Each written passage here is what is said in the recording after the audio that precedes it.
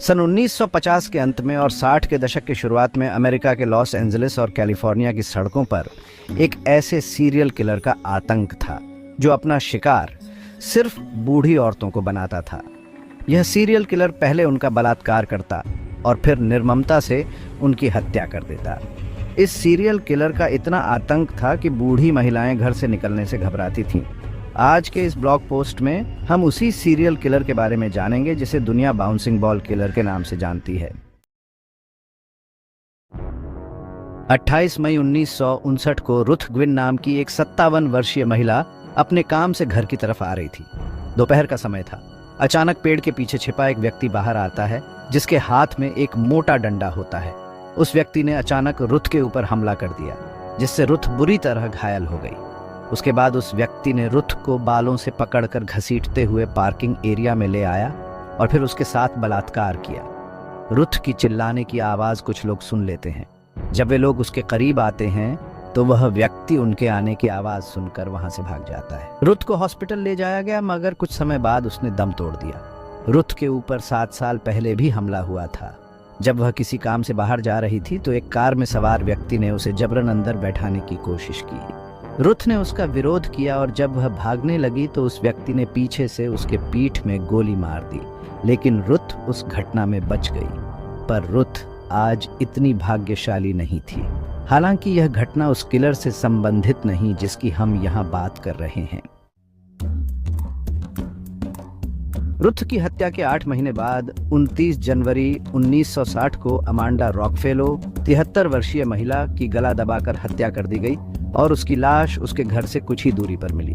फिर 10 फरवरी 1960 को N quarter 60 वर्षीय महिला की हत्या तब कर दी गई जब वह चर्च जा रही थी। 2 मई 1960 को अल्मायरा मिलर 74 वर्षीय महिला का उसके घर में बलात्कार किया गया और फिर उसे भी जान से मार दिया गया। 13 मई को अपार्टमेंट मैनेजर एल्वा ग्रीन 60 वर्षीय महिला की उसके फ्लैट में हत्या और लूटपाट की गई। जांच में पता चला कि उसके साथ भी बलात्कार किया गया था। 20 जून को ग्रेस एफ मूर की भी हत्या कुछ इसी तरह ही गई। इन सभी हत्याओं से पुलिस बहुत परेशान हो चुकी थी। उनके ऊपर दबाव बढ़ता जा रहा था, लेकिन उनके पास हत्यारे से जुड़ा कोई भी सबूत नहीं था। इसी बीच 26 जून 1960 को एक और हत्या हो गई। मर्सिडीज लैंडग्रोन 72 वर्षीय महिला की उसके घर में बलात्कार किया गया और फिर चादर से गला दबाकर उसकी हत्या कर दी गई। लेकिन इस बार हत्यारा स्पष्ट रूप से देखा गया। मर्सिडीज की सहेली और room partner Adela Williams store से काम खत्म करके घर आई तो एक व्यक्ति को उसके अपार्टमेंट से बाहर जाते देखा। वह व्यक्ति एक अश्वेत था जिसकी लंबाई 6 फीट के आसपास थी।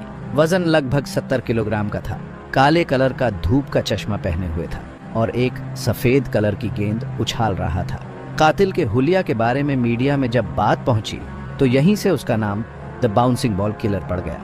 पुलिस ने उस व्यक्ति की स्केच बनवाया और शहर में जगह जगह चस्पा करवा दिया। कुछ ही दिन में पुलिस को खबर मिली, स्केच से मिलता जुलता व्यक्ति एक मॉल में देखा गया है जिसके हाथ में भी रबर की सफेद बॉल है। पुलिस मौके पर पहुंचकर उस व्यक्ति को गिरफ्तार कर लिया। इसका नाम नोबल हार्पर था जो कि बस धोने का काम करता था। उसका चेहरा हूबहू स्केच वाले व्यक्ति से मेल खा रहा था, लेकिन इसकी लंबाई उस व्यक्ति से कहीं अधिक थी। जांच में बात साफ हो गई कि यह वह व्यक्ति नहीं है जिसकी पुलिस को तलाश है। उसे 2 दिन बाद रिहा कर दिया गया। 10 जुलाई को सैन डियागो में एक राजमिस्त्री को गिरफ्तार किया गया जिसकी शक्ल स्केच वाले व्यक्ति से हूबहू मिलती थी। उसके जूते भी उस व्यक्ति से मेल खा रहे थे जिसके बारे में एडेला विलियम्स ने पुलिस को बताया था, लेकिन इस व्यक्ति के खिलाफ भी कोई ठोस सबूत नहीं मिला जिसके कारण उसे भी छोड़ना पड़ा। कुछ दिन बाद किसी कॉलेज के अपार्टमेंट में एक महिला की चिल्लाने की आवाज सुनी गई जिसके तुरंत बाद पुलिस को सूचित किया गया। जब पुलिस मौके पर पहुंची तो रेमंड वॉर्ड क्लेमेंस 35 साल का व्यक्ति को उसी जगह पर अपनी गाड़ी में बैठते हुए देखा गया। पुलिस ने उसे गिरफ्तार कर लिया और आसपास की जगहों की तलाशी ली गई तो नीना टी थरोन 19 साल की महिला की लाश पुलिस को मिल गई जिसकी हत्या गला दबाकर की गई थी। क्लेमेंस ने इस हत्या की जिम्मेदारी ली। क्लेमेंस ने पुलिस को बताया नीना को उसने अपनी कार में लिफ्ट दिया था और उसे बताया कि वही बाउंसिंग बॉल किलर है। पुलिस को अब अहम सुराग मिल चुका था। उन्होंने क्लेमेंस का पॉलीग्राफ टेस्ट लेने का फैसला किया।